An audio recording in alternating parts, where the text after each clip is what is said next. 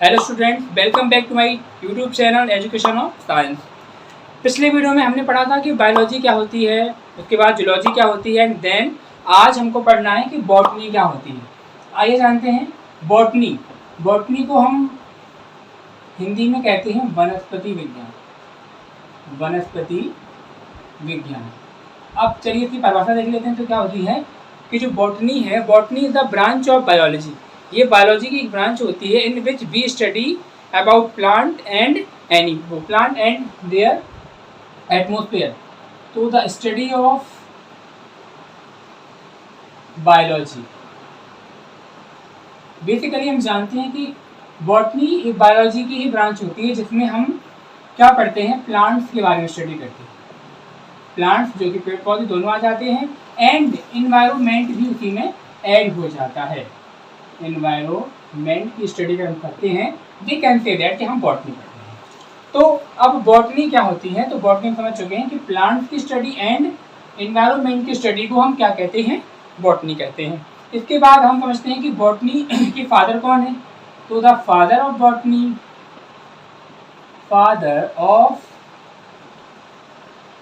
Botany, तो हम कहते हैं थियोफ्रेस्टस।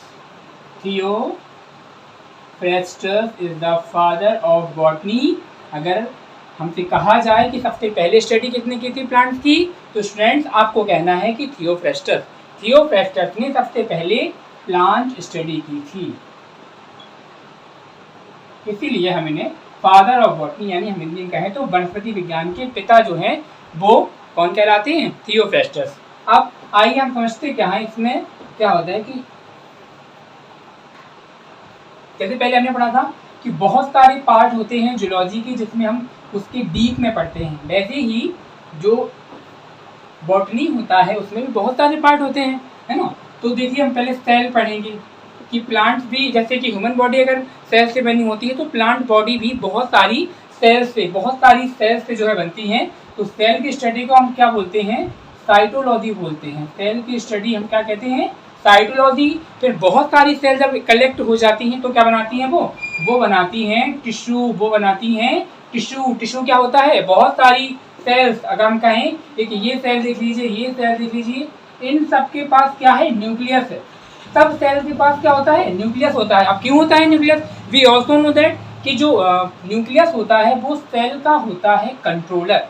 एक सेल को अगर हम कंट्रोल करेंगे तो किससे, न्यूक्लियस से करेंगे। तो जब बहुत सारी ग्रुप ऑफ द सेल्स आती हैं तो उसे हम क्या कहते हैं, we can say that tissue.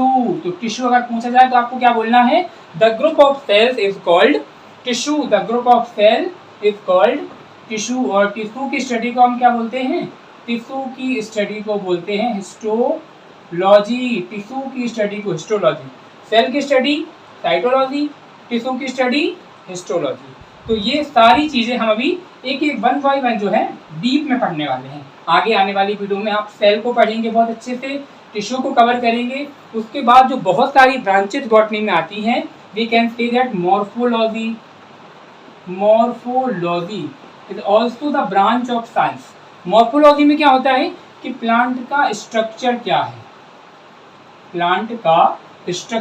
है, उसकी लीफ का स्ट्रक्चर क्या है, उसकी स्टेम का स्ट्रक्चर क्या है, रूट का स्ट्रक्चर क्या है, बहुत सारी जो चीज़ें हैं हमें एक साथ पढ़नी है। सारी चीज़ें हम कवर करेंगे आगे आने वाली वीडियो में। तब तक आप पहले इतना समझ लीजिए कि जो बॉटनी है वो क्या होती है।